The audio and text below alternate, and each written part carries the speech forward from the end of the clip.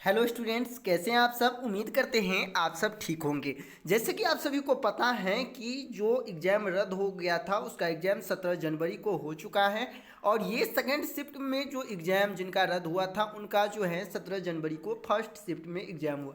ऐसे में जिनका एग्ज़ाम 21 जनवरी को है उनके लिए ये वीडियो काफ़ी अहम हो जाता है कि आखिरकार रद्द एग्ज़ाम जो दोबारा पूछे गए हैं किस तरह के क्वेश्चन थे, किस तरह के प्रश्न पूछे जा रहे हैं, क्या सिलेबस से रिलेटेड क्वेश्चन पूछे जा रहे हैं या फिर इस बार कुछ चेंजिंग करने को देखने को मिला है। तो चलिए इस वीडियो में आप पूरे के पूरे क्वेश्चन देखेंगे और जान जाएंगे कि आखिरकार किस तरह के क्वेश्चन का लेवल आज के प्रश्न में पूछा गया था। तो ये पेपर 2 है आप लोगों के सामने, आप देख सकते हैं।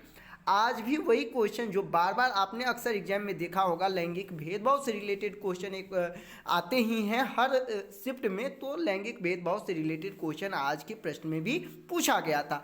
वही एक कॉमन क्वेश्चन जो बार बार आप लोग को भी हम बताते थे, प्रत्येक क्लास में आप लोग को बताते, हर वीडियो में बताते थे कि आप लोग लर्निंग डिसेबिलिटी से बिल्कुल अच्छे से पढ़ ले। तो जिनका 21 जनवरी को एग्जाम है वो लर्निंग डिसेबिलिटी अच्छा से पढ़ लेंगे। आज के क्वेश्चन में ये था कि गणितीय संबंधी अक्षमता किससे रिलेटेड है, तो ये आपको भी पता होनी चाहिए कि ये डिस्कैलकुलिया से रिलेटेड है।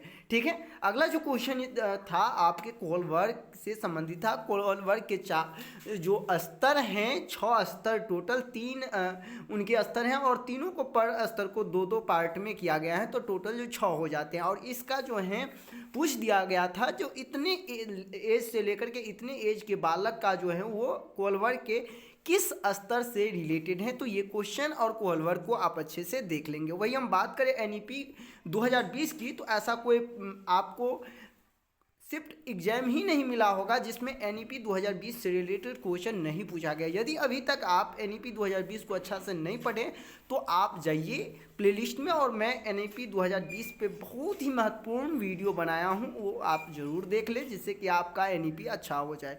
ठीक है, आरटी एक्ट 2009 से रिलेटेड भी क्वेश्चन आया था और आपको पता है आरटी एक्ट 2009 से रिलेटेड आपको एनईपी 2020 से जोड़ के भी पूछा जा रहा है। एनईपी जो 2020 है, क्योंकि आरटी एक्ट में बहुत कुछ संशोधन हुआ है एनईपी 2020 के तहत। जिस तरह से आपको पहले पता था कि आरटी एक्ट 2009 में 6 वर्ष से लेकर 14 वर्ष के बच्चों को शामिल किया गया है, लेकिन अब यदि एनईपी 2020 के अनुरूप यदि देखा जाए तो इसमें जो है अब ये एज जो है चेंज हो गया है और उनका एज जो कर दिया गया है वो 3 से लेकर के 18 वर्ष कर दिया गया है। ठीक है, चलिए अगला जो क्वेश्चन था हिंदी में ये पूछा गया था कि आखिरकार कौन से 4 ठोस संधि विच्छेद दिए गए थे।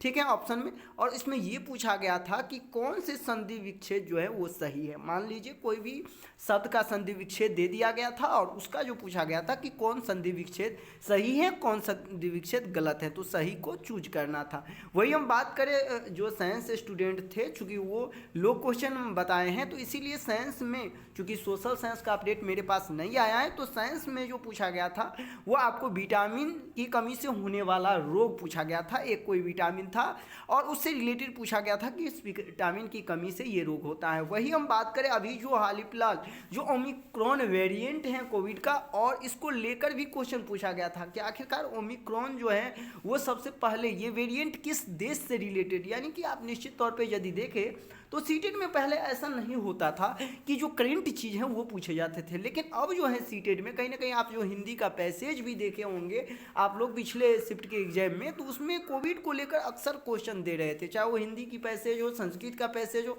या फिर इंग्लिश की पैसेज हो। और आज के एग्जाम में ओमिक्रॉन जो है वो देखने को मिला। ठीक है, उसके बाद हम बात करें वैन हीले के, तो वैन हीले के स्तर से दे दिया गया था कि किस अवस्था में बालक त्रिभुज की आकृतियों को पहचानने लगते हैं, त्रिभुज के बारे में जानने लगते हैं। ठीक है, इसके बाद जो है साइंस में था प्रोटोजोआ से संबंधित प्रश्न, यानी कि प्रोटोजोआ का संबंध किससे है। इसके बाद दे दिया गया था कवक और इसका संबंध किससे है। इस तरह से ऑप्शन दिए गए थे और उसको क्या करना था, मिलान करना था। तो आप समझ गए होंगे किस तरह से क्वेश्चन जो हैं पूछे जा रहे हैं, बिल्कुल सिलेबस से कोई भी चीज़ अलग नहीं है। हाँ, ये बात अलग है कि अभी जो क्वेश्चन पूछे गए हैं कहीं ना कहीं एग्जाम रद्द होने के बाद, तो अब जैसे कि ओमिक्रॉन ले लीजिए, कुछ कुछ नए चीज़ को जरूर इसमें शामिल किया गया है। ठीक है, और भी यदि हम क्वेश्चन की बात करें तो हिंदी में जो है उपसर्ग और प्रत्यय हमेशा पूछा जाता है, और आज भी उपसर्ग और प्रत्यय से रिलेटेड क्वेश्चन पूछे गए थे, जिसमें उपसर्ग और प्रत्यय से रिलेटेड दोनों, एक पैसेज में जो है उपसर्ग पूछा गया था और दूसरे पैसेज में प्रत्यय के बारे में। तो उपसर्ग और प्रत्यय को दो तरह से आप लोग अच्छा कर सकते हैं। पहली बात तो उसमें पूछा जाता है कि कौन से शब्द हैं जिसमें उपसर्ग नहीं लगा है, कौन से शब्द हैं जिसमें प्रत्यय नहीं लगा है, और एक इस तरह से पूछे जाते हैं कि किस शब्द में ये उपसर्ग या ये प्रत्यय लगा हुआ है। इस टाइप से क्वेश्चन आते हैं, ठीक है।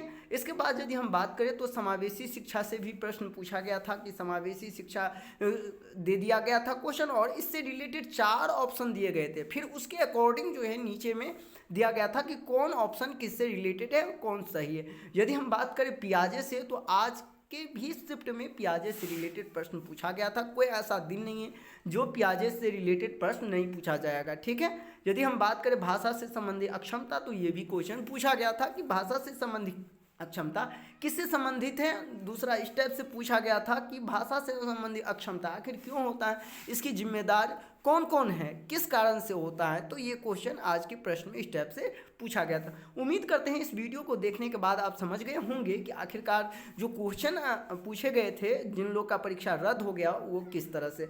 तो अब जिनका एग्जाम 21 जनवरी को है उनको घबराने की कोई आवश्यकता नहीं। क्वेश्चन जो बिल्कुल आपके सिलेबस से रिलेटेड ही पूछा जा रहा है, लेकिन आप लोग जो है कुछ मुख्य चीज़ को जरूर अच्छे से उसको कवर कर लेंगे, जिससे कि आने वाले समय में जो आपकी परीक्षा है 21 जनवरी को, उसमें कोई भी प्रकार की आपको दिक्कत ना हो। बिल्कुल आपको घबराने की कोई आवश्यकता नहीं है। ऐसा नहीं जो आपका एग्जाम उस दिन रद्द हो गया था तो आपका जो है क्वेश्चन का लेवल कठिन होगा।